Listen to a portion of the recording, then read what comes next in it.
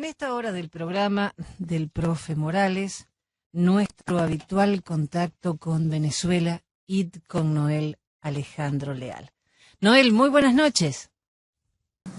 Muy buenas noches, Jenny, muy buenas noches, profe, y a todos los que nos acompañan hoy.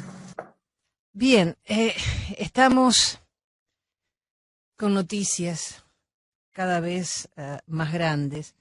Y hay algo que no entiendo, porque Perú anula la designación del embajador propuesto para Venezuela, y cuando me pongo a leer por qué le han prohibido la salida al país a este caballero, era simplemente porque está investigado por lavado de dinero. Sí. Lo que pasa es que también tiene que ver mucho con la guerra interna que está sucediendo en Perú. En Perú hay un gran conflicto con el gobierno recién instalado, ¿no?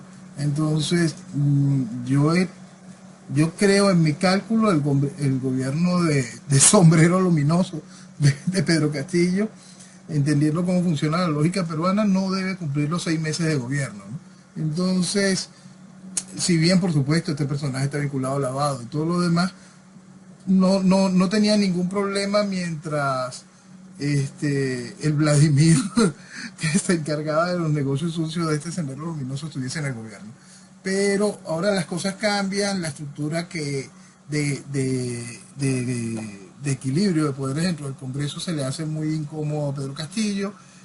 Yo no creo que vayan a poder aguantar ni siquiera 6 meses en el gobierno. Es muy importante recordar que los últimos procesos políticos presidenciales peruanos, desde el suicidio de Alan García hasta el hecho de que todos los demás presidentes están o presos o encausados, y ninguno ha podido terminar periodo en los últimos 10 años. Entonces es algo que la inestabilidad política peruana en cuanto al hecho de la presidencia se ha hecho ya común, y este tipo de situaciones de negar placeres, poner preso a alguien, a destituir ministros, ya se ha hecho muy común en la práctica peruana con alta regularidad. Claro, pero el problema es que es por ejecución de transferencia y ocultamiento de financiamiento ilegal en la campaña de don Pedro Castillo. Por eso es lo que te estoy diciendo. Claro, pero ese dinero ¿de dónde viene? De Venezuela. Era el detalle que faltaba. Los financiamientos de campaña son de Venezuela o de Cuba, o si trianguló a través de cualquier otra cosa, de cualquiera de los mecanismos del Foro de Sao Paulo. La cochinada es la misma. Perdón. El fiscal Stornelli en Argentina envió un exhorto a España para incluir la declaración de don Pollo Carvajal por los 21 millones en las maletas para la campaña de Cristina Kirchner, que en Argentina dice que fue más de 21 millones. Sí, por supuesto fue mucho más de 21 millones, y en cada uno de los viajes fue mucho más, ¿no? Y eso es en lo referente directamente a los viajes y a ese tipo de mensajeros, ¿no? Hay un personaje argentino, Claudio Berti. Arrepentido ahora. Las declaraciones de Claudio Berti van hablando sobre mucho de la realidad, de lo que tiene que ver, que cuidado si son mucho más contundentes que lo del pollo, y lo tienen allí en casa. Entonces la realidad de lo que dice Claudio Berti también es tan solo un porcentaje de la cantidad de negociados sucios que hubo con respecto al manejo del kirchnerismo y el chavismo. Entonces lo que estamos viendo es simplemente cómo se abre la cloaca, ¿no? Pero es una cloaca que era harto conocida por cada uno de nuestros países, es más conocida a nivel global. Entonces, esta solicitud es importante porque reafirma, para ellos es sobre todo, para Argentina es muy importante para que no se vea que es un reconcomio de Claudio Berti, sino que es algo que tiene una razón y una forma que es previa, pero es una cochinada que era conocida en aquel tiempo. Entonces, también el escándalo de Antonini fue una cochinada impresionante, y en aquel momento varios periodistas argentinos hicieron hasta libros muy específicos de las situaciones donde enumeraban la serie de viajes y la frecuencia de viaje de Antonini, y enumeraban hasta la frecuencia de viaje de otras personas que habían viajado con Antonini en esa oportunidad y servían de acompañantes en otros vuelos más o menos en el mismo formato. Sí, y la persona, la agente de aduana que lo detuvo, creo que fue dejada cesante de su trabajo, Sí, porque sí, por supuesto. supuestamente Ella, ese señor tenía vía libre y la muchacha no lo sabía, vio algo raro, que los libros no eran libros y, y empezó todo esto. Ahora, sí, con ese es todo el esto, problema cuando la gente hace su trabajo. claro, eso, entonces se quedó sin trabajo.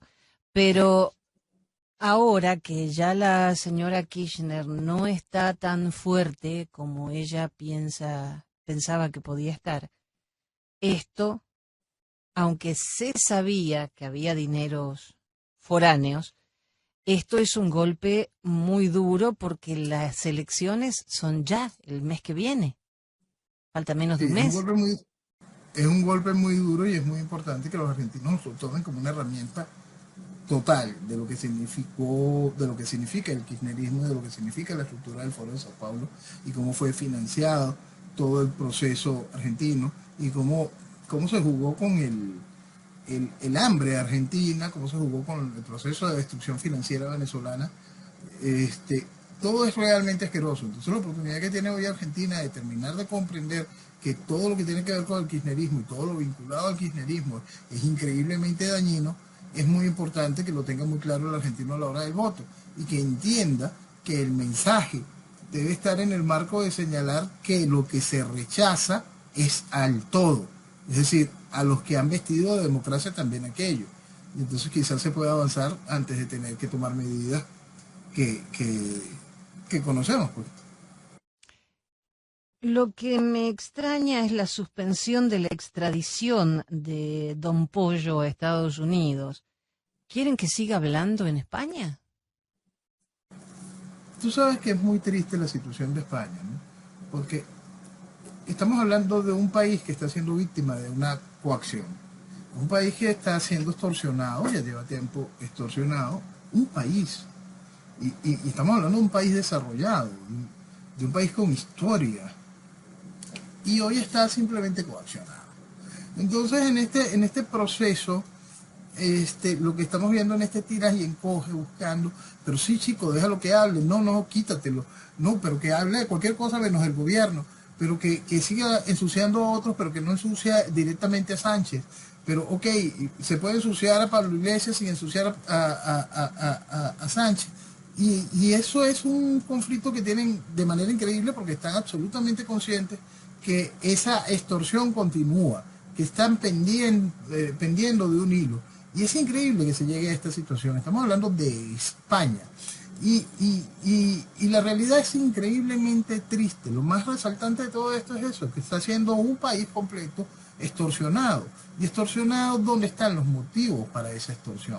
Entonces cada vez que se va revisando todas estas cantidad de cochinada y todo lo que está vinculado al PSOE, y vemos que el asunto no es de ahorita, y vemos cómo está Zapatero salpicado hasta decir basta, y están estallando en España otra serie de acontecimientos donde se vincula el primer gobierno del PSOE de Felipe González, cuando se está viendo esa línea de destrucción de la identidad política y se está viendo toda la cochinada, complicidad, es muy grave la situación que está viviendo España en estos días. El señor este Carvajal tiene participar en conspiración de narcoterrorismo, esos son de 20 años a máxima de por vida. Conspirar para importar cocaína a Estados Unidos son mínimo 10 años y máximo de por vida. Usar y portar ametralladoras y dispositivos destructivos de 30 años a máxima por vida. Conspirar, o sea, no la va a sacar barata por más que hable. No, siempre ahí se hacen muchas ofertas dependiendo de lo que se hable. Si se habla bastante, mira, pues todo esto se puede convertir en 5 años en una prisión que sea un club campestre, depende de todo lo que hablen. ¿No? Pero que hay una cosa que son muy importantes entender y tanto aplica al caso de Saab y aplica al caso de España. Ninguno de los dos puede ser sentenciado a pena de muerte porque ni en España ni en Cabo Verde existe la pena de muerte. Y en el caso específico de Cabo Verde no hay sentencia de por vida. Entonces Saab no va a ser sentenciado de por vida, no importa si se queda callado. Y en el caso de España no sé si existe la sentencia de por vida, no lo tengo ahorita claro. Es muy importante estas cosas, cuando se extradita en el marco de las leyes del país que está facilitando la extradición.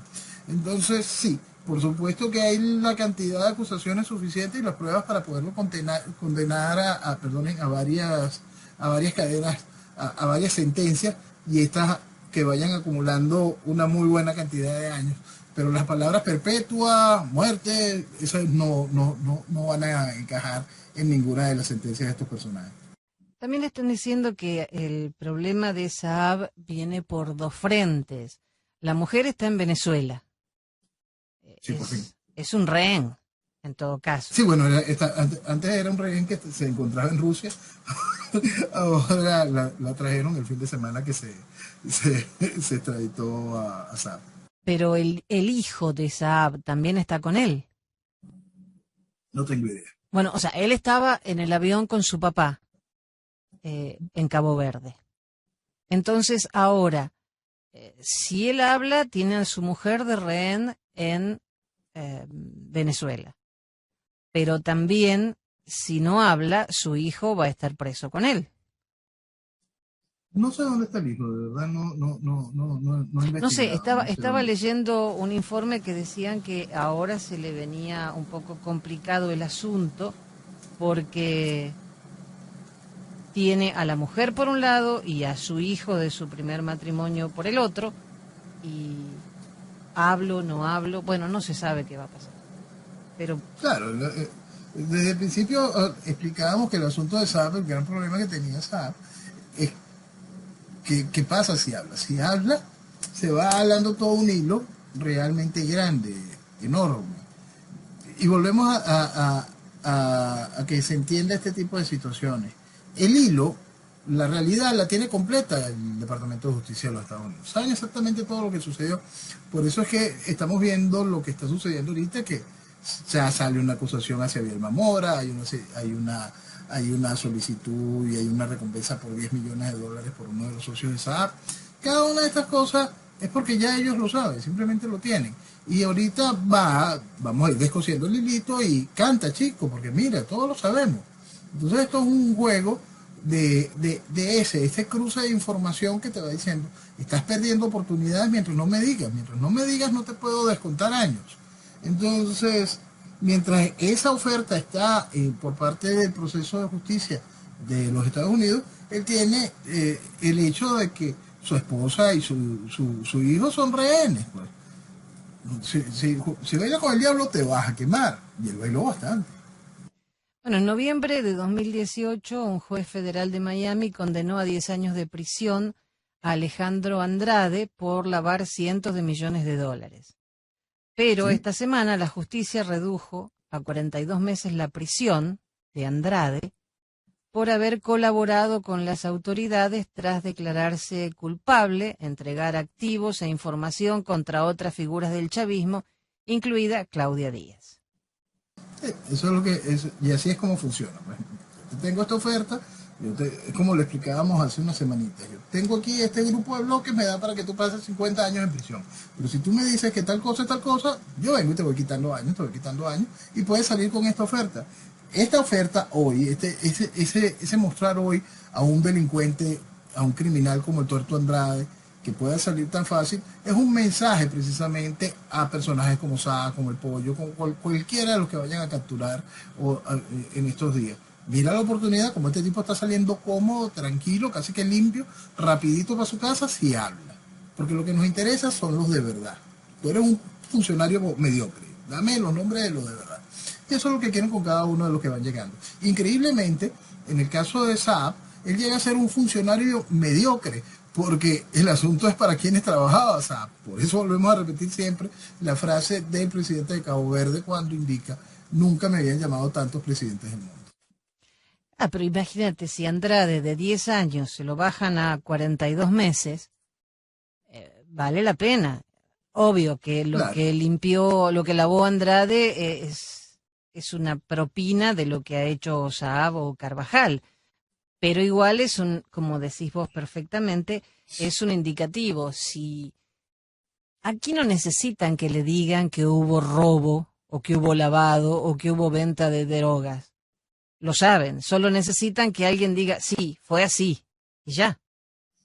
fue así y ahora vamos a separarlo lo que es estrictamente eso, justicia de los Estados Unidos y lo que hará los Estados Unidos con las diversas situaciones y la confirmación de los datos y qué trae como beneficio o afecta a la realidad venezolana, que es un punto muy importante.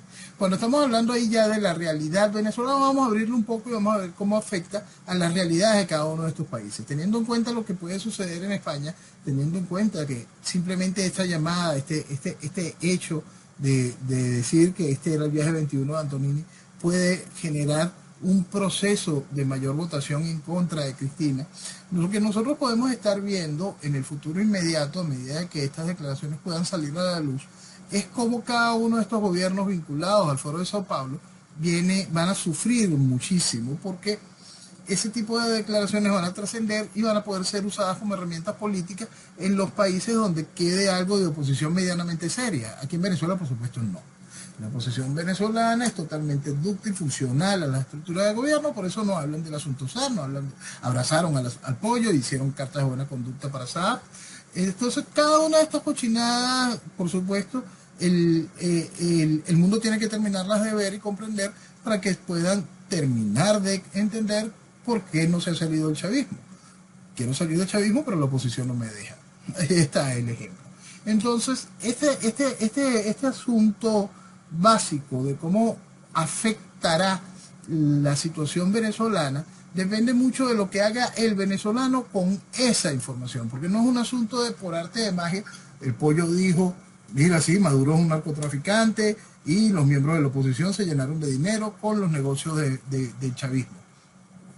Si aquí no se hace nada, no pasará nada. Entonces es muy importante que el venezolano termine de asumir su responsabilidad, porque todo lo que vaya a decir el pollo, todo lo que pueda decir Saab, todo lo que diga cualquiera de los criminales que vayan a ser detenidos vinculados a todos los procesos de lavado y destrucción de la economía venezolana y la destrucción física de Venezuela y el hambre de los venezolanos y este desangrar humano que han causado, si llega aquí a la discusión formal de la estructura política, van a recibir casi que aplausos para el gobierno. Es importante que se entienda, todo esto el país también lo sabía. Los Estados Unidos lo tienen con numeritos y a dónde fue el dinero y qué hiciste con los reales y todo lo demás. Pero el asunto es que este país lo sabe. El venezolano, cuando se quiere dejar de pendejadas, entiende que es imposible el mantenimiento de esta situación, estos 20 años de control social sin la ayuda de esa oposición. Cuando se da cuenta de cómo ha funcionado esa oposición, qué bien les va, por supuesto entiendes que está financiada por el Estado. Cuando entiendes estas cosas tan asquerosas como la Carta de Buena Conducta, y sobre todo que es algo que es muy importante y es una cosa que no es nueva, ¿no? Porque tenemos que hablar de nuestra oposición que recibió con brazos, con alegría y con júbilo a personajes como Ismael Santa García, Baduela, la esposa de Chávez, y después con más júbilo y más alegría. Era tanta la cochinada que el principal representante electoral de la oposición ante el CNE había sido diputado por el Movimiento Quinta República, por el partido de Chávez. Mira, es tanta la cochinada que después llega esta caricatura de Guaidó y lo primero que hace es abrazar al pollo, abrazar a Cliver Alcalá, abrazar a todos los ministros que fueron destructores de la economía como Giordani, a ministros encargados del adoctrinamiento del país como Navarro. Todo eso lo hizo. Abraza a la criminal fiscal, a la criminal de lesa humanidad Luis Ortega Díaz. Entonces, si el país no termina de entender esa realidad, si el país quiere esperar que por arte de magia, después de las declaraciones de esta gente que va a hacer simplemente reafirmar lo que todo el país sabe, y no decide como país terminar de entender que tiene que dejar atrás a todo eso, el problema simplemente no tiene ningún tipo de remedio. Porque la realidad es que todo eso se sabe, punto. Lo que estamos viendo es el nivel del escándalo y cómo el nivel del escándalo puede ir generando cambios en otros países. Pero lo que refiere a mi país, a Venezuela, en Venezuela toda esa realidad se sabe desde hace muchísimo, muchísimo tiempo. Por más que la ocultaron los degeneradores de opinión, por más que ha sido banalizada por una población que no quiere admitir la verdad, es una verdad que es por todo conocida. Este viernes, el gobierno de Estados Unidos ofreció $10 millones por información que permita el arresto de Álvaro Pulido Vargas, el socio de Saab, y también imputó ayer a otras personas más: José Gregorio Bielma Mora, Emanuel Enrique Rubio, el hijo de Pulido, Carlos Rolando Liscano Manrique y Ana Guillermo Luis. Vamos a hacer un punto en el caso de José Gregorio Bielma Mora. Mira, él fue durante años el encargado de lo que vendría a ser el impuesto sobre la renta, la Oficina de Impuestos sobre la Renta, que aquí se conoce como el CENIAT. Aquí te doy como un punto que es muy importante para que se entienda la cochinada, precisamente la que venimos hablando de la oposición. La oposición lo vendía a él como el chavista bueno, el gerente eficiente, una verdadera maravilla. Y utilizaba el CENIAT para ir generando el entramado de los negocios sucios. Después, por supuesto, ese entramado de negocios sucios, él fue gobernador en el estado Táchira con el respaldo de esa oposición que compró ese discurso de que él era el chavista bueno, y por supuesto ayudó a la destrucción del estado Táchira y permitió de manera formal la penetración de la guerrilla, generando todo este proceso de destrucción de nuestra soberanía. Eso era aplaudido por esta oposición. Y ahí estamos, y es en donde yo quiero que el país entienda que estas realidades que están saliendo las sabían y se mintieron, quisieron mentirse una y otra vez. Esta cochinada era evidente. Esto simplemente se está destapando la cloaca. Y ahora capturaron a Otoniel en Antioquia. Era un pesado, un capo mafioso Sí. bien pesado, ¿no? Un capo muy importante, uno de los ejes más funcionales en toda la estructura de lo que queda de la jefatura de narcotráfico en Colombia. Tenemos que tener conciencia de que la gran jefatura del narcotráfico hoy está en manos de México, de mexicanos, perdón. Entonces, lo que estamos viendo es la captura hoy de Otoniel. Muchos quieren compararla al nivel de la caída de Pablo Escobar. Lo cierto es que sí, por supuesto, es un narco de altísimo nivel, y esta captura viene en un momento bien interesante también de acuerdo a los procesos electorales próximos en Colombia. Sí, eso es lo que está pasando en varios países de América, que están en procesos electorales, pero hay algo que a mí me preocupa, y es que la gente se acuerde, que la gente cuando vaya a votar tenga memoria. Fíjate, la gente debería tener más allá que la memoria, es conciencia política, porque hay una cosa, si bien la memoria es importante, es fundamental para el entendimiento de la realidad, vamos a suponer que mañana te llega un candidato limpio, sin pasado, que es una maravilla, y lo que te ofrece es socialismo. Ah, pero él está limpio, y vas y votas por él porque es socialista. Si la gente no termina de tener razonamiento político e ideológico con respecto a su realidad, van a seguir hundiendo los países en la basura. El asunto es tener un mensaje lo suficientemente claro. Ahorita tenemos al gobierno de Colombia por fin haciendo su trabajo, pero estamos hablando de la Colombia que ha multiplicado por mucho la capacidad de producción de cocaína. Entonces hay cosas que hay que poner bien en perspectiva con respecto a la realidad. Por supuesto que la oferta que tiene Colombia, contraria a la estructura existente hoy, es Petro. Entonces cualquier cosa es mejor que Petro.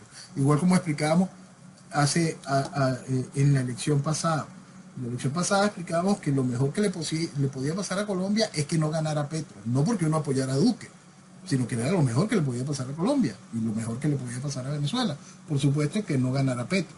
Ahora, queremos que lo mejor nos pase a Venezuela y lo mejor que nos pase a Colombia. Yo creo que todavía falta mucha definición en cuanto a la oferta electoral en Colombia. En mi opinión personal, yo me inclino por la senadora María Fernanda Cabal, pero todavía eso está con mucho por decir en lo que viene con el panorama electoral colombiano. Ya, en mi país hay un cantante popular de cumbia que se llama Dipi, y él dijo: no ganó el partido de Macri, perdió Cristina, porque la gente le votaba a cualquiera que se opusiera a ellos. O sea Eso es lo que pasa. lamentablemente Nosotros tenemos... es así.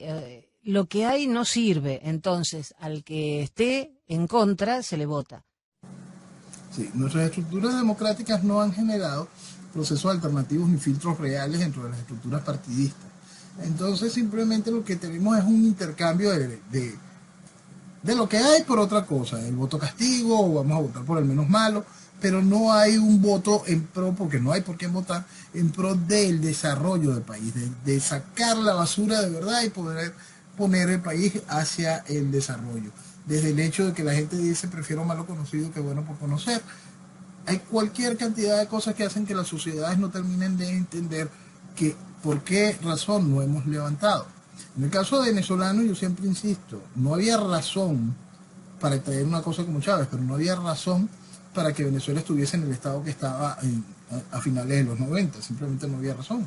Venezuela debía estar despuntando como tacita de plata. Igualito sucede en Argentina, y cuando se mete la lupa frente a la realidad actual de los ingresos en Bolivia con el litio, igualito vamos a poder entender. Y si vemos todo el desastre que ha tenido que vivir Perú una y otra vez desde Velasco Alvarado, el primer gobierno de Alan García, y vemos que cada una de estas cosas fueron en contra de el desarrollo natural de su población, el desarrollo natural de sus procesos económicos.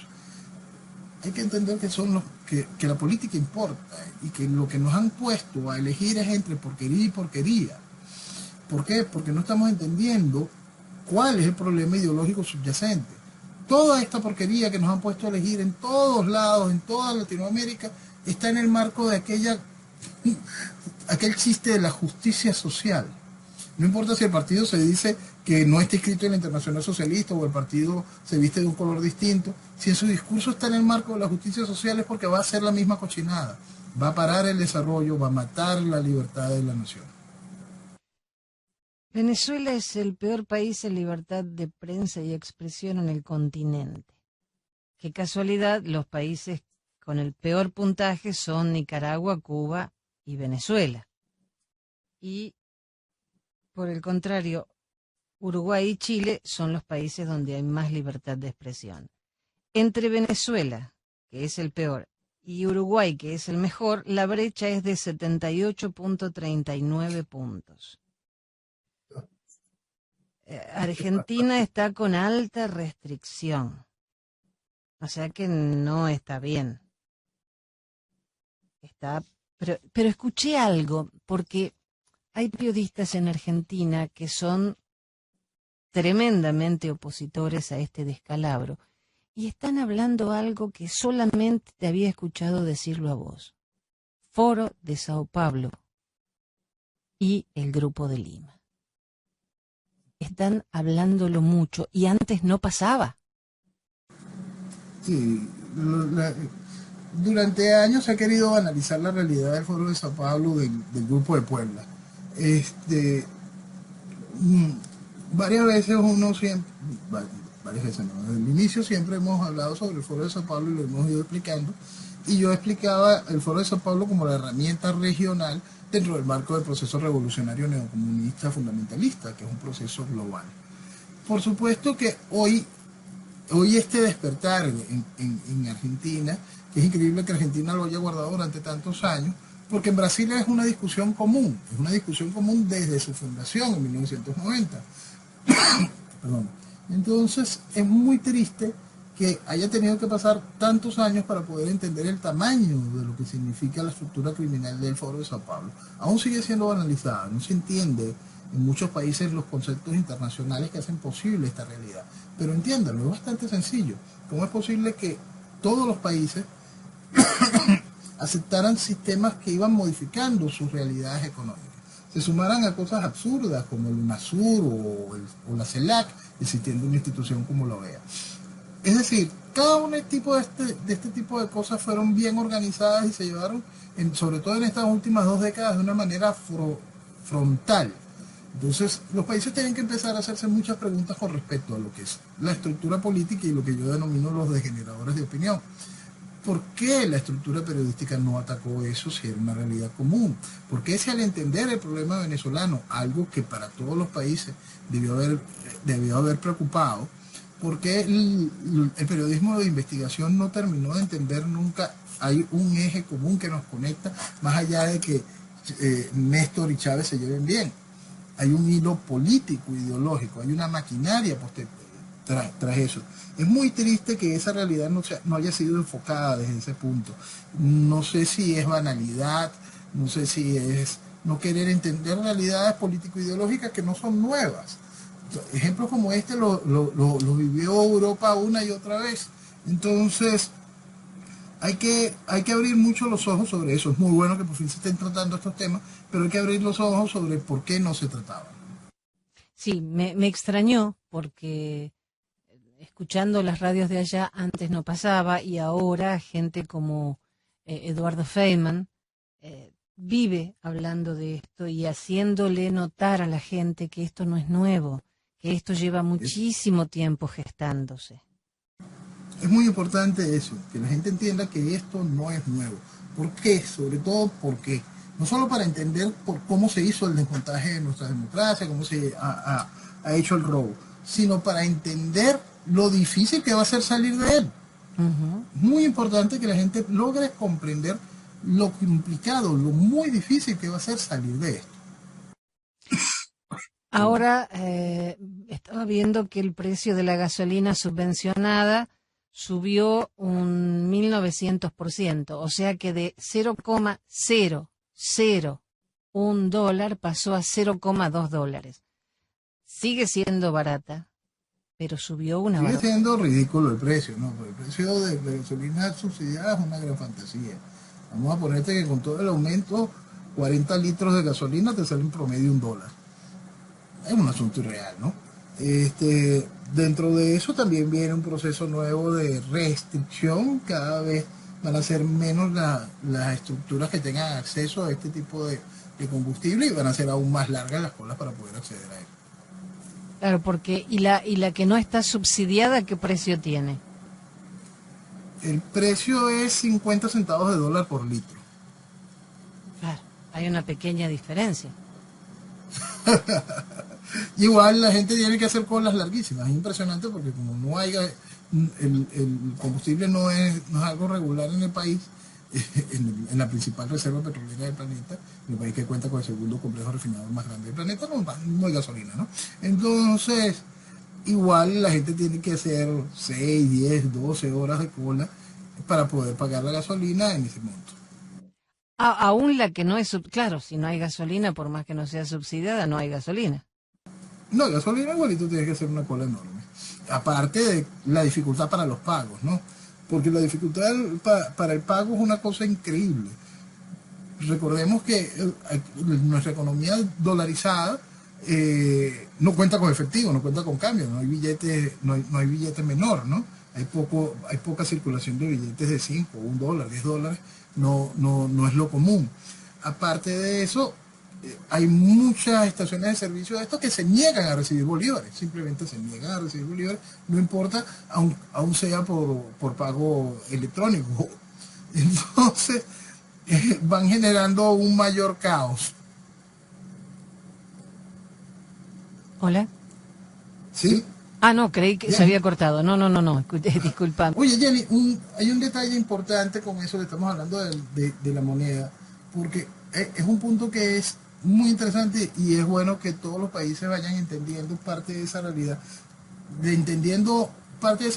Porque vamos a ver esa parte de Venezuela como experimento para poder hacer daño a otros países. No, mira, probamos que esta cosa funciona en Venezuela, hace bastante daño, vamos a irla probando en otros países. Estamos viendo los resultados en distintos países, ¿no? Y cómo se han ido aplicando muchas de las cosas por las cuales Venezuela ha tenido que pasar. Tú sabes que con el increíble deterioro, destrucción de nuestra moneda, el bolívar dejó de ser tan siquiera referente, aparte como habíamos dicho hace mucho tiempo, el efectivo desapareció y simplemente en la calle se estaba viviendo a través de trueques, cambios, moneda extranjera, el dólar de uso común casi en el centro del país, en el oriente del país, pero en el occidente del país, en la zona andina sobre todo, en la zona andina que tiene tanto contacto con la frontera colombiana, yo tengo tiempo notando, gracias a las redes sociales, las ofertas que colocan los negocios en la zona, ¿no? Y entonces muchas de las promociones, de la información con respecto a sus precios, es colocada de una vez en pesos colombianos. No hay ni siquiera la referencia del dólar, sino en pesos colombianos. Eso me preocupó y varias veces lo estuve conversando con distintas personas porque eso va generando un daño increíble en la identidad. Y siendo una población de frontera, genera un proceso de pérdida de identidad y de asumir la identidad y los servicios del país vecino. Es muy distinto al asunto del dólar. El dólar es una divisa internacional, eso no tiene, técnicamente no tiene identidad nacional. Todo el planeta completo funciona en base al dólar. El asunto es que llegamos a este nivel y esta semana sucedió algo que afirma para mí esa tesis, teniendo en consideración de que el chavismo busca la destrucción de Venezuela, la destrucción de la identidad del venezolano y la entrega de la soberanía. Un banco del Estado, el Banco Bicentenario, que es un banco del Estado, decidió permitir abrir cuentas en pesos colombianos.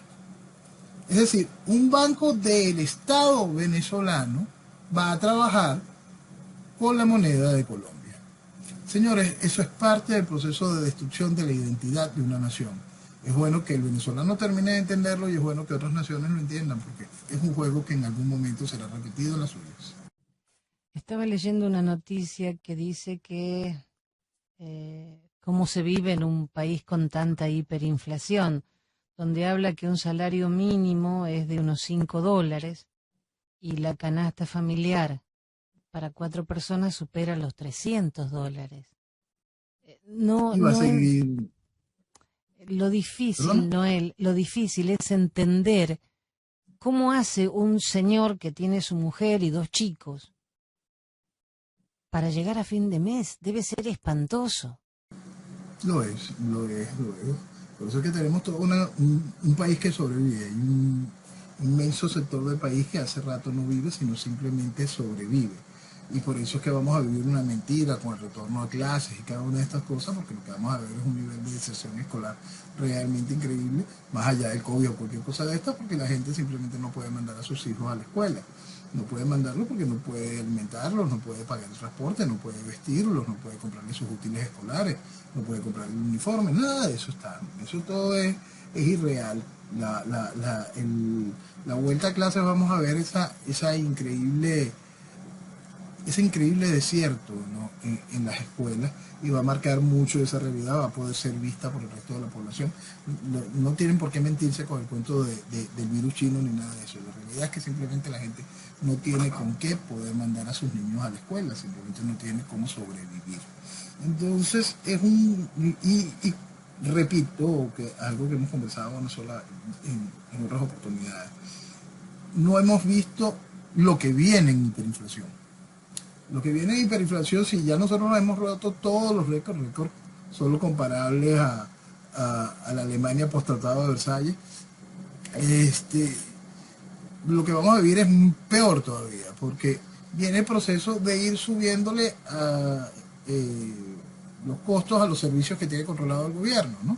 Entonces ya estamos viendo un aumento adicional en lo que es telefonía, vamos a ver cómo se destapa un poco en electricidad. En el momento en que deciden destapar de verdad el problema de electricidad, simplemente en el país va a ser absolutamente invivible. Es que si yo viviera en Venezuela y tengo que elegir entre comprar los útiles escolares de mi hijo o darle de comer, creo que no hay elección posible. No la hay, Eli, no la hay. Lo que pasa es que la elección cada vez se te va a poner más complicada. ¿Es darle de comer o pago la electricidad? ¿Con qué cocino? ¿Cómo le doy calor a mi hijo? ¿Cómo preparo algo? Lo que viene va a ser aún mucho peor, porque siempre mientras esté el proceso revolucionario es una es una espiral de destrucción, ¿no? Entonces lo que va es destruir, destruir, destruir. Entonces, este asunto con respecto a la economía venezolana simplemente va a ir empeorando. Entonces, ¿cómo el país enfrenta esa realidad? Mira, sigue en este proceso de intentar sobrevivir, sigue en base a ayudas de amigos y familias. Muchos amigos y familias ya tampoco están colaborando como colaboraban en su momento, y eso ha ido generando un proceso de más desespero en la sociedad. Es increíble porque te encuentras cosas que asustan, Jenny. Y sobre todo algo que hemos repetido, perdón, que hemos repetido también en tantas ocasiones. Recuerden a sus viejos, por favor, las personas que están afuera. Si dejaron a sus viejos en casa, recuerden a sus viejos. Ayúdenlos, incrementen el nivel de ayuda que tenían hacia ellos, llámenlos, estén pendientes de ellos. La soledad está llevándose más gente que cualquier otra enfermedad, que cualquier virus, que hasta la misma delincuencia. La soledad, la cantidad de gente que se quedó en el país, que sus hijos decidieron salir a intentar buscar vida, y que por las razones propias de esa nueva vida han ido abandonando a la familia de acá, está llevándose por el medio muchísima gente. Es que cualquier ayuda que le manden, por pequeña que sea, va a ser muchísimo para ellos. Es importantísimo, es vital que la gente termine de comprender que en Venezuela no se está arreglando el carrizo. Venezuela va para peor mientras esté el proceso revolucionario. Recuperar a Venezuela es muy fácil al salir de esta desgracia. Y lamentablemente no veo que puedan hacerse muchas cosas con esta futura elección, como ojalá pase en mi país. Pero te quería comentar algo, hablando de escuelas. Maduro fue a la universidad porque estaba abandonada y destruida y le fue muy mal esa visita. Bueno, no puede irle bien nunca, ¿no? Pero el chavismo es parte del proceso de destrucción de la Universidad Central de Venezuela, por supuesto. Ha bloqueado los presupuestos, ha reconducido el presupuesto en medio de la inflación. Imagínate, los presupuestos son calculados en bolívares y se repitió el mismo presupuesto como por 8 años en todo el proceso hiperinflacionario, ¿no? Entonces es una real barbaridad. Un profesor en una universidad, una universidad como lo se ve, un profesor que cuente con todos sus títulos, con doctorado, máster, cada una de las cosas que entran en esas tablas de equivalencia, y que cumpla con un horario extendido, y cada una de estas cosas puede llegar a ganar $11. Entonces, ¿cómo se maneja esa realidad? ¿Qué es lo que va quedando del país? Eso sin contar el estado de la planta física. La planta física, por supuesto, ha ido cada vez a menos. Para los que hablan tanta pendejada, la Universidad Central es un patrimonio de la UNESCO, es un patrimonio de la humanidad. Bueno, el reflejo en el estado en que está es casi que el reflejo en el que está la humanidad. Este señor Maduro no creo que haya ido mucho a la universidad, pero también habla con caballos. Y eso es muy Hablaba importante. Con pajarito, sí, bueno, pero ya creció, ahora es un poco más grande. Empezó con el pajarito, ahora ya con un caballo, la próxima vez será con un elefante, no sé. Pero él va creciendo en animales. O sea, va demostrando que es más animal. Sí. Te aseguro que me dolió verlo, porque no soy venezolana y me duele. Me imagino cómo debe ser para un venezolano viendo a un presidente diciéndole estoy viéndote y tú viéndome, vamos adelante. Yo creo que para gran parte del país no mira a Maduro como presidente, ¿no? Entonces, gran parte del país simplemente está viendo eso y listo, vamos a otra cosa. Porque simplemente no ven, no. Hace mucho tiempo la majestad presidencial fue algo que se perdió aquí, se ha ido deteriorando, ¿no? Muchísimo. Por supuesto, la presencia del chavismo y acabó con cualquier imagen de respeto hacia la presidencia de la República. Entonces, la gente ve a Maduro ahí y es lo mismo que ver a cualquier otro haciendo la misma pendejada. Sí, deprime, da grima, Pero el país debió haber entendido eso mucho antes, porque la gente no recuerda a Chávez en un aló presidente echando un cuento de que él le dio diarrea y se estaba haciendo pupú y salió corriendo por un lado y para el otro. Eso lo contó en cadena. Entonces sorprenderte porque Maduro le está hablando a un caballito, no, más bien esto es más decente. Sí, la verdad que sí. He escuchado varios aló, porque los tenía que grabar para después poner las noticias al día siguiente con lo más pintoresco. Mira, es que todos eran una vergüenza. Yo recuerdo, y siempre invito a la gente que los vea, busque las cuñas del Festival de Cine Latinoamericano de Texas.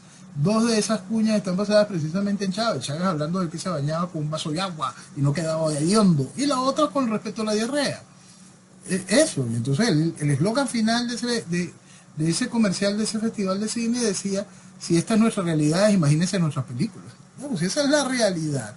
Se van a venir a asustar ahorita porque Maduro le hable un caballo, por favor. Más bien es casi que una evolución positiva. Sí, sí, visto así, sí. Porque si nos ponemos a ver que ahora Borges dice que la visita de la delegación cubana a Venezuela busca profundizar el saqueo al país, y ya no queda casi nada. Ahora se da cuenta. Bueno, que ahora se dé cuenta, pero de que queda mucho. ¿Por qué? Porque Venezuela simplemente... Sí, pero no es tan fácil llevárselo, digo, como todo el oro que no, se mira, llevaron con todo cuidado el si es más petróleo. fácil. ¿Sí? Cuidado si es más fácil, porque todavía no sabemos... Mira, de verdad yo no sé qué queda, si es que queda algo dentro de nuestros museos, pero todavía no sé si queda algo en algún original, en alguno de los Picasso o Michelena, o cualquiera de las cosas maravillosas que existían en nuestros museos de arte. Quizás vengan por eso también. Entonces, ¿ahora qué hay? Ahora qué hay, y hay muchísimo por extraer. Fíjate esta nueva oferta del chavismo de destruir el Ávila, ¿no? Entonces, destruir el Ávila lleva varias cosas a la vez. No solo es lo que está sucediendo en toda Venezuela con respecto a la madera, sino la oportunidad de encontrar una nueva cantidad de yacimientos minerales que diversos estudios indican que existen en esta montaña que rodea Caracas, sino también es la continuidad de ese gran cinturón de miseria que va rodeando nuestra sociedad, a nuestra ciudad capital, que hace rato dejó de ser cinturón de miseria para ser una gran camisa de fuerza. Entonces, todo esto está bien encuadrado. Mucha gente dice, pero esta es una promesa más, si nunca logran terminar nada. ¿Y la destrucción? La destrucción no cuenta, porque van a destruir, y mucho. El Parque Nacional El Ávila es eso, un parque nacional, es el pulmón vegetal de Caracas, es una cosa que ilumina el día de cada caraqueño, de cada venezolano. También lo van a destruir, porque el socialismo, todo, absolutamente todo es destrucción. El chavismo llegó a Venezuela para destruir a Venezuela y al venezolano. Y lamentablemente lo está haciendo muy bien. Ahora, cuando me hablan de socialismo, yo les pregunto a mucha gente que dice que el socialismo es bueno, decime en qué país funcionó. No te van a decir siempre que fue mal aplicado. No, el problema es que no aplicado. Viven con su... Sí, ellos van a seguir con esa pendejada siempre porque no entienden nada de la realidad, porque no entienden ni siquiera la realidad en el tiempo actual, no es ni siquiera mira el pasado, que el pasado te habla sobre los 100 millones de muertos, te habla cada uno de los desastres, sino que también vienen a apoyar cosas que son contrarias contra la lógica. Es muy importante un punto de una gran estupidez que están haciendo una gran partida de gente que cree en fantasía, que están ahora inventándose de que sea la ONU quien se encargue de hacer elecciones en Venezuela. Es decir, seguir entregando la soberanía por parte a entes multinacionales que están en manos de estructuras socialistas. No se puede ser tan pendejo de una manera así tan libre y tan legal, por favor. Yo no le puedo entregar a la ONU que venga a fiscalizar nada. Yo no estaría tranquila. Una cosa es que funjas de observador. Y una cosa es que logres colocar tu esquema electoral dentro de un marco limpio. Y esas son tus responsabilidades como nación. Pero entregar tus responsabilidades como nación a un ente tercero que tiene tantas fallas, es que hay que ser demente, hay que ser vacío, hay que no tener patria, sentido común, es que hay que ser bien escaso mentalmente o simplemente cómplice de una realidad. No es nada de la realidad de este proceso globalista que busca la pérdida de la identidad de las naciones. Pero ¿cómo vamos a hablar de elecciones con un padrón viciado? Con Smartmatic en las máquinas. Por más que pongan a la persona más sana y honesta del mundo, no hay cómo hacer algo legal y limpio. No hay ni lo habrá hasta que tú institucionalices el proceso de identificación nacional, más allá del proceso de identificación electoral. Entonces el resto es fantasía, no importa quién lo haga y no importa la pendejada que digan los promotores de estupideces. La realidad venezolana es que hasta que no vuelvas a identificar a un venezolano y partida de nacimiento y es usted, ok, ahora te voy a dar la cédula y ahora te voy a escribir en el registro electoral, no habrá ni algo cercano a una elección limpia en Venezuela. Otra cosa que me gustó de la nota que te hicieron en Argentina es que dijo narcotiranía. Sí, eso me gustó mucho porque es una identificación muy importante. Eso es exacto, fascinante, y es llevar el asunto hacia donde va. Entender que es una tiranía. Es fundamental que la gente logre terminar de comprender que Venezuela vive una tiranía y lamentablemente necesaria será la dictadura. Guste lo que no le guste. Es una realidad tan sencilla como simplemente entender el estado real en que se encuentra la nación. Y ahora la oposición venezolana asegura que la crisis migratoria del país está por convertirse en la peor del mundo. También se dieron cuenta. Sí, se están enterando. Tú sabes que es muy triste porque la peor crisis migratoria en la actualidad es la siria, ¿no? Y entonces inmediatamente está comparada con la venezolana. En Venezuela todavía no ha habido los bombardeos. Sí, pero ya son 6 millones de personas que se han tenido que ir del país. Para que se tenga noción de la realidad. Para que se tenga noción de la realidad. Por supuesto que esta es la peor crisis humanitaria desde hace muchos años, cuando comparas la realidad de que aquello es una guerra abierta. Eso hay que entender. Hay que entender el proceso, el nivel de destrucción a lo que ha llevado el chavismo de Venezuela. Ha generado una crisis humanitaria que supera la realidad siria. Aquello es guerra, hermano. Lo que estamos viviendo en Venezuela es socialismo. Noel, ya estamos en los minutos finales y siempre tenés un mensaje para la gente que te sigue y siempre escuchan lo que decís porque muchos se están despertando gracias a tus mensajes. Te escucho, Noel. Gracias. Mira, el mensaje es sencillo, parte de lo que conversábamos la semana pasada. Hay que entender lo básico: individuo, familia, sociedad, nación. Esa es la clave para reconstruirnos como país. Si nosotros entendemos bien lo que vale Venezuela, si nosotros entendemos nuestra capacidad individual, si nosotros valoramos el respeto hacia nuestra familia y el desarrollo de la misma y velamos porque nuestra familia viva en un entorno correcto, vamos a fortalecer una sociedad que camine hacia lo correcto. Y esa sociedad necesita entenderse dentro del marco de una nación. Si nosotros entendemos el patriotismo, amamos a nuestro país, sentimos identidad por nuestra tierra, Venezuela simplemente se vuelve de inmediato un marco en ese faro de libertad y desarrollo, porque todo está en Venezuela y todo está por hacer en Venezuela. Gracias, Noel Alejandro Leal, y viva Venezuela. Que viva Venezuela. Buenas noches.